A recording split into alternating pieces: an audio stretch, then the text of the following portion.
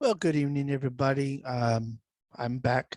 I was going to pause it, but I pressed the wrong button for the Zoom for the Star Trek Fleet Command. I still got the game running, but I'm going to read to you Chapter 4 of Episode 4, A New Hope by George Lucas. So here we go. Luke's Aunt Beru was filling a pitcher with blue liquid from a refrigerated container. Behind her, in the dining area, steady buzz of conversation reached the kitchen. She sighed sadly. The mealtime discussions between her and her husband and Luke have grown steadily more acrimonious as the boy's restlessness pulled him in directions other than farming. Directions for which Owen, a stolid man of the soil, if there ever was one, had absolutely no sympathy. Returning the bulk container into the refrigerator unit, she placed the pitcher on the tray and hurried back to the dining room. Beru was not a brilliant woman, but she possessed an instinctive understanding of her important position in this household. She functioned like the damping rods in a nuclear reactor. Excuse me, sorry. As long as she was present, Owen and Luke would continue to generate a lot of heat. But if she was out of their presence for too long, boom. Condenser units built into the bottom of each plate kept the food on the dining room table hot as she hurried in. Immediately, both men lowered their voices to something civilized and shifted the subject. Beru pretended not to notice the change. I think our two units might have been stolen, Uncle Owen, Luke was saying as if they had been the topic of conversation all along. His uncle helped himself to the milk pitcher, mumbling his reply around the mouthful of food. The Jawas have a tendency to pick up anything that's not tied down, Luke. But remember, they're basically afraid of their own shadows. To resort to outright theft, they'd have to consider the consequences of being pursued and punished. Theoretically, their minds shouldn't be capable of that. What makes you think the droid is stolen? For one thing, it's in awfully good shape for discard. It generated a hologram recording while I was cleaning it. Luke tried to conceal his horror of the slip.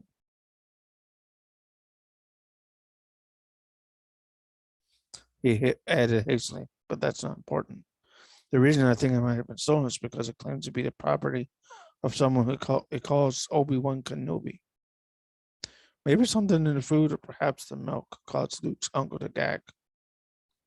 Then again, it might have been an expression of disgust, which was Owen's way of indicating his opinion of that peculiar personage. In any case, he continued eating without looking up at his nephew. Luke pretended the display of graphic dislike had never happened. I thought it might have meant old Ben. The first name is different, but the last is identical. When his uncle steadfastly maintained his silence, Luke prompted him directly. Do you know who he's talking about, Uncle Owen? Surprisingly, his uncle looked uncomfortable and said angry. There's nothing. He mumbled, still not meeting Luke's gaze. But a name from another time. He squirmed nervously in his seat. A name that can only mean trouble. Luke refused to heed the implied warning and pressed on. As someone related to old Ben, then? I didn't know he had any relatives. You stay away from that old wizard, do you hear me? His uncle exploded, awkwardly substituted third for reason. Owen. And Bruce started to interject gently. But the big farmer cut her off sternly. Now, this is important, Brew. He turned his attention back to Luke. I've told you about Kenobi before. He's a crazy old man. He's dangerous and full of mischief, and he's best left well alone. Beru's pleading gaze caused him to quiet somewhat. The droid has nothing to do with him. Couldn't have. Recording, huh? Well, tomorrow I want you to take the unit into anchor and have its memory flushed. Snorting, Owen bent to his half-eaten meal with determination. That would be the end of this foolishness. I don't care what that machine thinks it came from. I pay hard credit for it and it belongs to us now. But suppose it does belong to someone else, Luke said. What if this Obi-Wan person comes looking for his droid? An expression between sorrow and a sneer across his uncle's seamed face at the remembrance. He won't. I don't think that man exists anymore. He died about the same time as your father.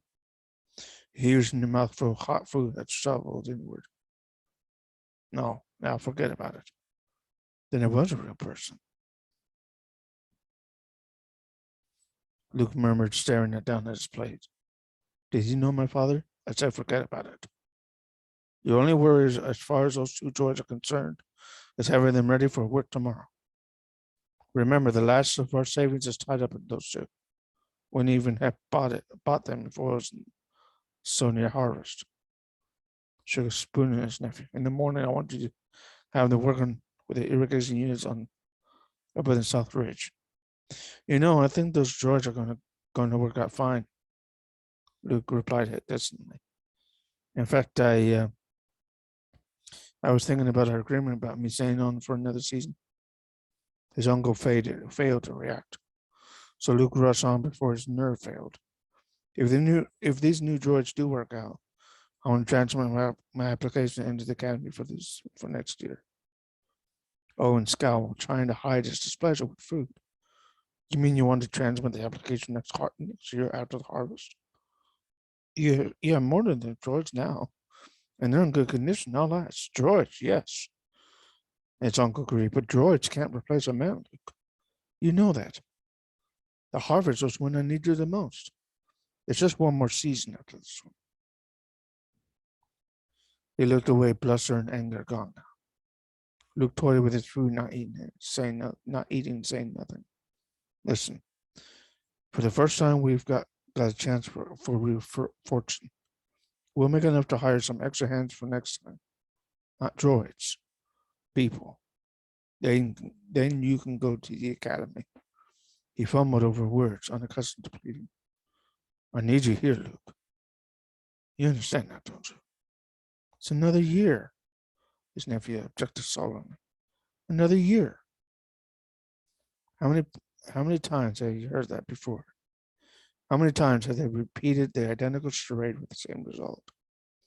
Convinced once more that Luke had come around to his way of thinking, Owen shrugged the objection off. Time will pass before you know it. Abruptly, Luke rose, shoving his barely touched plate off the food aside. That's what you said last when Biggs left. He spun and a half ran from the room. Where are you going, Luke? Aunt yelled worriedly. Luke's reply was bleak and bitter. Just like I'm going nowhere. Then he added out of consideration for his aunt's sensibilities. After finish cleaning those droids, if they're going to be ready for work tomorrow. Silence hung in the air of the dining room after Luke departed. Husband and wife ate mechanically. Eventually, Aunt Beru stopped shoving her food around her plate. Looked up and pointed out earnestly. Owen, you can't keep him here forever. Most of his friends are gone. The people he grew up with, the academy means so much to him. Listlessly, her husband replied, I'll make it up to him next year, I promise. We'll have money, or maybe the year after that. At least not a farmer, Owen. She continued firmly. He never will be. No matter how hard you try to make one. He's got too much of his father in him. For the first time all evening, Owen Lars looked thoughtful, as well as concerned as he gazed down the passage Luke had taken. That's what I'm afraid of. Luke had gone topside. He stood on the sand watching the double sunset as first one and then the other Tatooine twin sun sank slowly behind the distant range of dunes. In the fading light, the sands turned gold, russet, and flaming red-orange before advancing night put the bright colors to sleep for another day. Soon, for the first time, Those sands would blossom with food plants. This former wasteland would see an eruption of green. The thought ought to have sent a thrill of anticipation through Luke.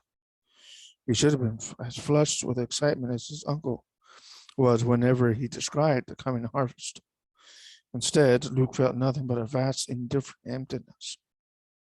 Not even the prospect of having a lot of money for the first time in his life excited him. What was there to do with money in Angerhead? Anywhere in Tatooine, for that matter. Part of him, an increasingly large part, was growing more and more restless at remaining unfulfilled. This was not uncommon feeling in youths his age, but for reasons Luke did not understand, it was much stronger in him than any of his friends. As the night cold came creeping over the sand and up his legs, he brushed the grip from his trousers and descended into the garage. Maybe working on the droids would bury some of the remorse a little deeper in his mind. A quick survey of the chamber showed no movement. Neither of the new machines was in sight. Frowning slightly, Luke took a small control box from his belt and activated a couple of switches set into the plastic. A low hum came from the box. The collar produced the taller of the two droids, 3PO. In fact, he gave a yell of surprise as he jumped up behind the Skyhopper. Luke started toward him, even openly puzzled. What are you hiding back there for? The robot came stumbling around the prow of the craft, his attitude one of desperation. It occurred to Luke that despite his activating the collar, the RT unit was still nowhere to be seen. The reason for its absence, or something related to it, came pouring unbidden from 3PO. It wasn't my fault. The robot begged frantically. Please don't deactivate me. I told him not to go, but he's faulty.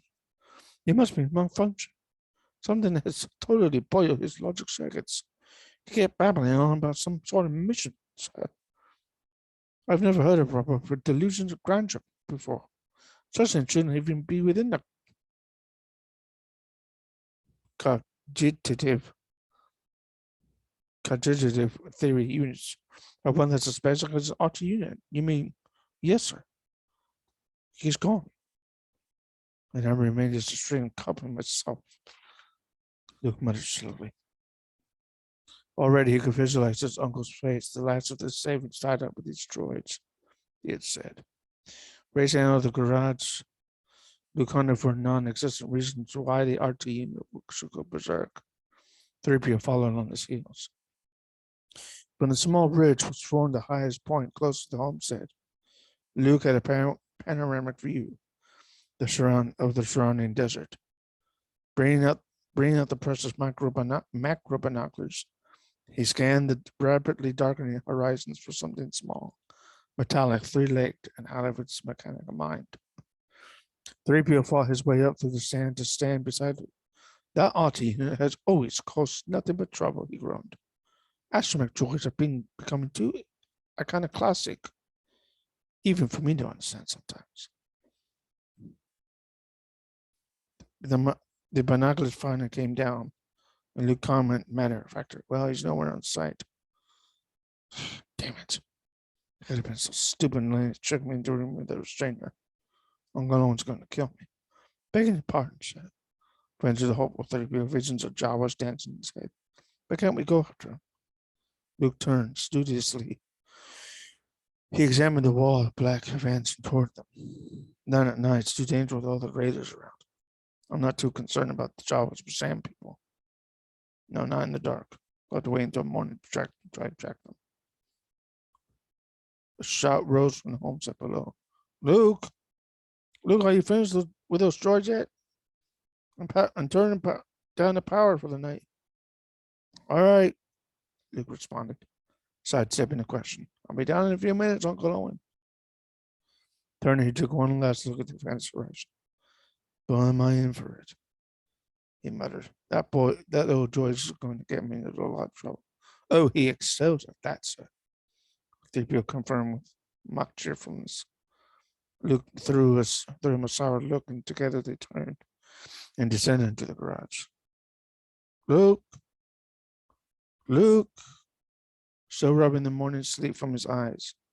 Owen glanced from side to side, loosening his neck muscles. Where could that boy be loafing now? He wondered aloud at the lack of response. There was no sign of movement in the home city, and he had already checked above. Luke! He yelled again. Luke, Luke, Luke. The name echoed teasingly back at him from the homestead walls. Turning angrily, he stalked back into the kitchen where Baru was preparing breakfast. Have you seen Luke this morning? He asked as softly as he could manage. She glanced briefly at him and then returned to her cooking. Yes. He said he had some things. Yes, sorry. He said he had some things to do before he started out to the south ridge this morning, so he left early. Before breakfast? That's not like him. Did he take the new George with him? I think so. I'm sure I saw at least one of them. Well, you better have those rich units prepared by midday, or they'll be hell to pay. Sorry.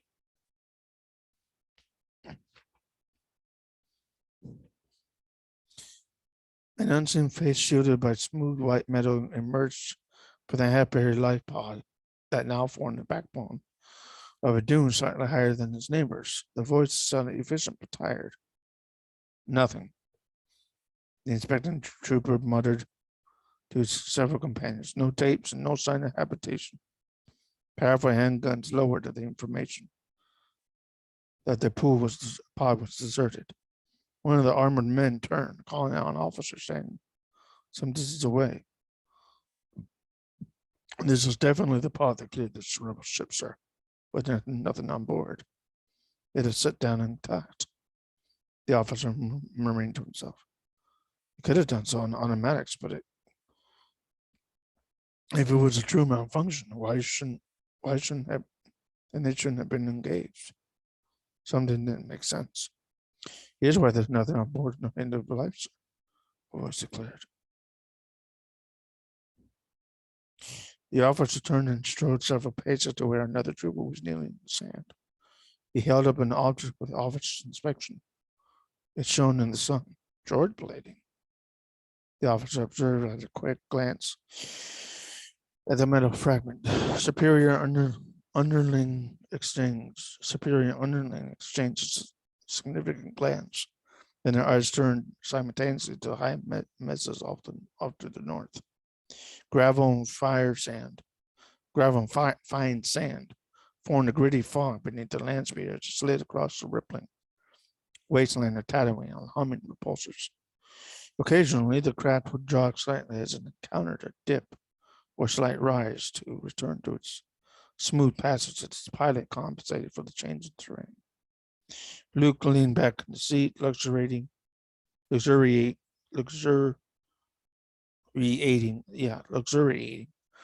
in accustomed relaxation as 3PO skillfully directed the powerful landcraft around dunes and rocky outcrops.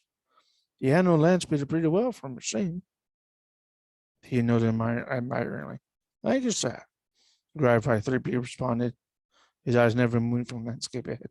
I was not lying to you when I claimed versatility is my middle name. In fact, on occasion, I've been called upon to perform unexpected functions in circumstances which could have appalled my designers. Something pins behind him and pins again. Luke frowned and popped the speeder canopy. A few moments of digging in the motor casing eliminated the metallic bark. How's that? 3PO signaled that the adjustment was satisfactory. Luke turned back into the cockpit and closed the canopy over them again. Silently, he brushed his wind-whipped hair back out of his eyes as his attention returned to the dry desert ahead of them. Old Ben Kenobi is supposed to live out in this general direction. Even though nobody knows exactly where, I don't see how the RT unit could have come this far so quickly. His expression was downcast. He must have missed him back at the dunes somewhere. He could be anywhere out there. I'll go alone when I haven't called in from the South Ridgemere. 3PO considered a moment, then ventured. Would it help, sir, if you told him that it was my fault? Luke appeared to brighten at the suggestion. Sure. He needs you twice as much now. Probably he'll only deactivate you a day or so. Or give you partial memory flash. Deactivate? Memory flash? They has hastily.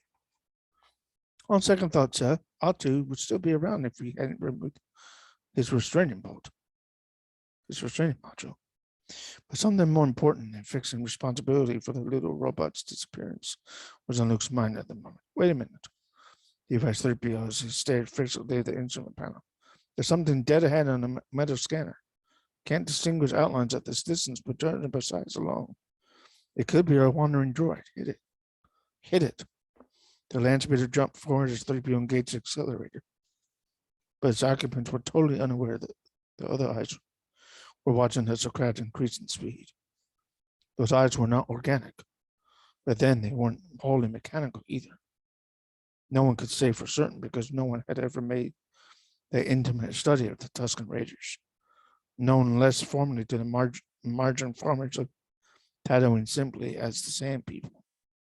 The Tuskens didn't permit close study of themselves, discouraging potential observers by methods as effective as they were uncivilized. A few xenologists thought they must be related to the Jawas. Even fewer hypothesized that the Jawas were actually the mature form of the Sand People, but this theory was discounted by the majority of serious scientists. Both races affected light clothing to shield them from Tatooine's twin dose of solar radiation, but their most comparisons ended. Instead of heavy woven cloaks like the Jawas were, Sand People wrapped themselves mummy-like in endless swathings and bandages and loose bits of cloth. Where the Jawas feared everything, the Tusken Raiders feared little. The Sand People were larger, stronger, and more aggressive, far more aggressive. Fortunately for the human colonists of Tatooine, they were not very numerous and elected to pursue their nomadic existence in some of Tatooine's most desolate regions. Contact between human and Tusken, therefore, was infrequent and uneasy, and they murdered no more than a handful of humans per year. Since the human population had claimed its share of Tuskens, not always with reason, a peace of a sort existed between the two, as long as neither side gained an advantage. One of the pair felt that unstable condition had temporarily shifted in his favor, and he was about to take full advantage of it as he raised his rifle toward the land speeder. His companion grabbed the weapon and shoved down it before it could be fired. This set off a violent argument between the two, and as they traded vociferous opinions in the language consisting mostly of consonants, the land speeder sped on its way, either because the speeder had passed out of the range or because the second Tusken had to convince the other. The two broke off the discussion and scrambled down the backside of the high ridge. Snuffling and the shifting of weight took place at the ridge bottom as the two banthas showed at the approach of their masters. Each was as large as a small dinosaur, with bright eyes and long, thick fur. They hissed anxiously as the two Sand People approached them, then mounted them from knee to saddle. With a kick, the banthas rose, moving slowly but with enormous strides. The two massive horned creatures swept down the back of the rugged bluff, urged on by their anxious, equally outraged mahouts. It's him, all right, Luke declared with mixed anger and satisfaction as the tiny tripodal form came into view. The speeder banked and swung down into the floor of a huge sandstone canyon. Luke slipped his rifle out from behind the scene and swung it over his shoulder. Come around in front of him, 3PO. With pleasure, sir. The RT unit obviously noted their approach, but had no move to escape. Could hardly have outrun the land speeder anyway. Archer simply halted as soon as it detected them and waited until the craft swung around in a smooth arc. 3PO came to a sharp halt, standing up a low cloud of sand on the smaller robot's right. Then the whine from the land speeder's engine dropped to a low, idling hum as 3PO put it in the group parking mode. At last sigh, and the craft stopped completely. After finishing the cautious survey of the canyon, Luke led his companion out to the gravelly surface and up to R2-D2. Just where do you think you're going? A feeble whistle issued from an apologetic robot, but it was 3PO, not the recalcitrant rover, who was abruptly doing most of the talking. Master Luke here is your now very rightful owner, R2. How could you just amble away from him like this? Now that he's found you, let's have no more of this Obi-Wan Kenobi gibberish. I don't know where you picked that up, or the melodramatic hologram at. R2 started to beep in protest, but 3PO's indignation was too great to permit excuses. And don't talk to me about your mission. What rot. You're fortunate Master Luke doesn't blast you into a million pieces right here now. Not much of a chance of that. Admitted Luke, a bit overwhelmed by 3PO's casual vindictiveness. Come on, it's getting late. He eyed the rapidly rising suns. Let's hope we can get back before Uncle Owen really lets go. If you don't mind me saying so, sir. I think you ought to deactivate the little features until you've got him safely back in the garage. No, he's not going to try anything. Luke studied the softly beeping droid sternly. I hope he's learned his lesson. There's no need to. Without warning, the RT suddenly leaped off the ground. No mean feat, considering the weakness of the spring mechanics and his thick legs. His cylindrical body was twisting and spinning as it let out a frantic stiffening of whistles, hoots, and electronic exclamations. Luke was tired, not alarmed. What is it? What's wrong with him now? He was beginning to see how 3PO's patience could be one thing. He had had about enough of this adult instrument himself. Undoubtedly, the RT unit had acquired the hollow of the girl by accident, then used it to entice Luke into removing his restraining module. 3PO probably had the right attitude. Still, once Luke got his circuits realigned, its logic competence claimed it would make a perfectly serviceable farm unit. Only, if that was the case, then why was 3PO looking around so anxiously? Oh, my son. Odd to think claims are several creatures of unknown type approaching from the southeast.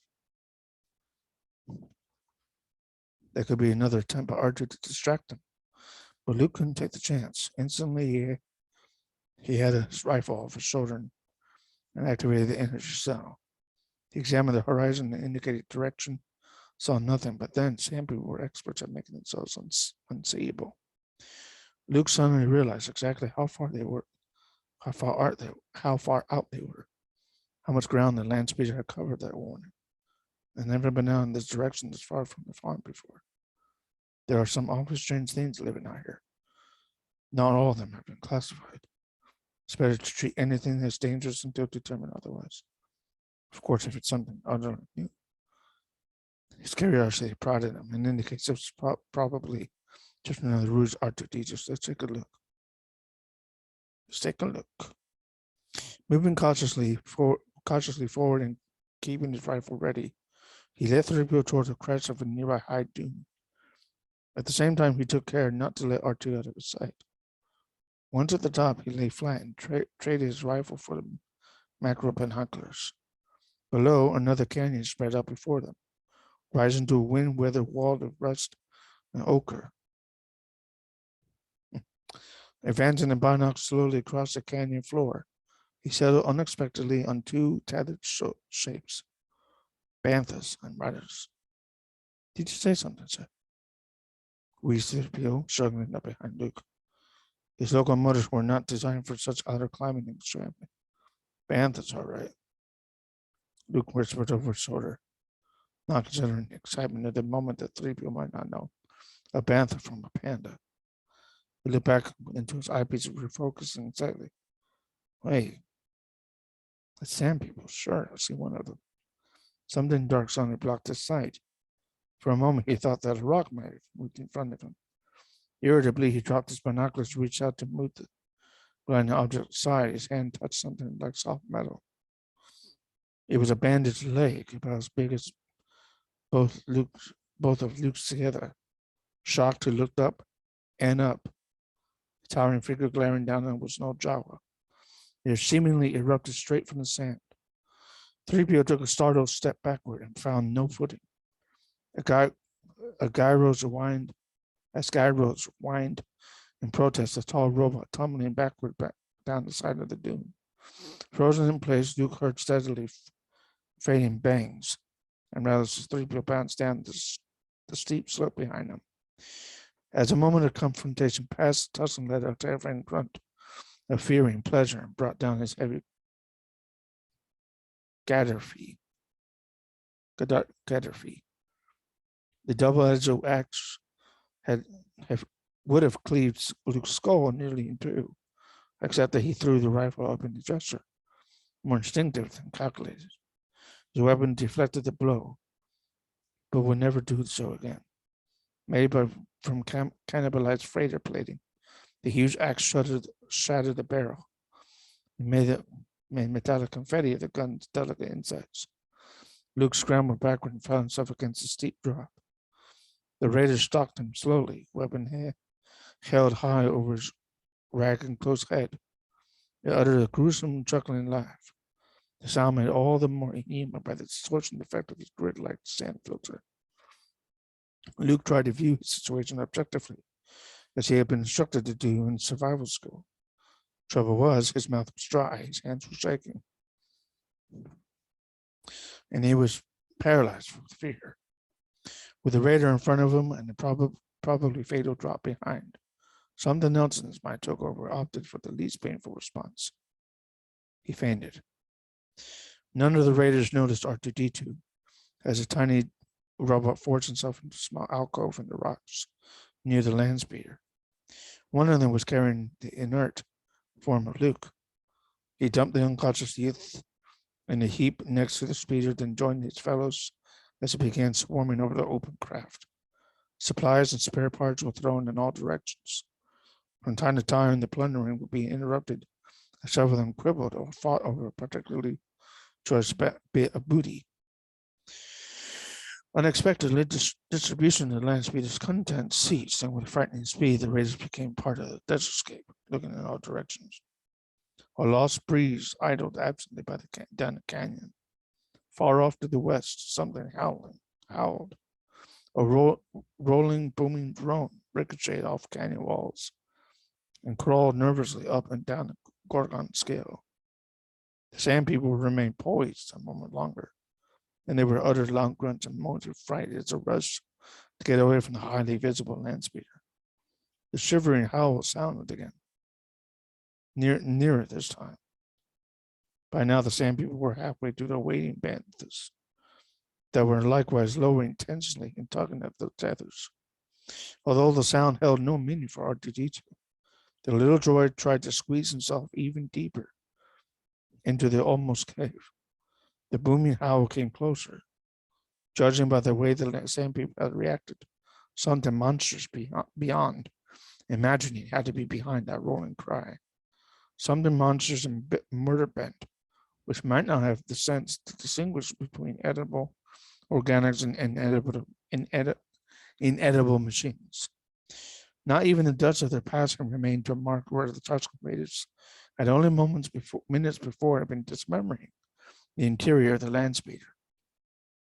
R2-D2 shut down all but vital functions, trying to minimize noise and light as the swishing sound grew gradually audible. Moving forward to the land speeder, the creature appeared over the top of a nearby dune. And that ends chapter 4 of Star Wars #4, A New Hope.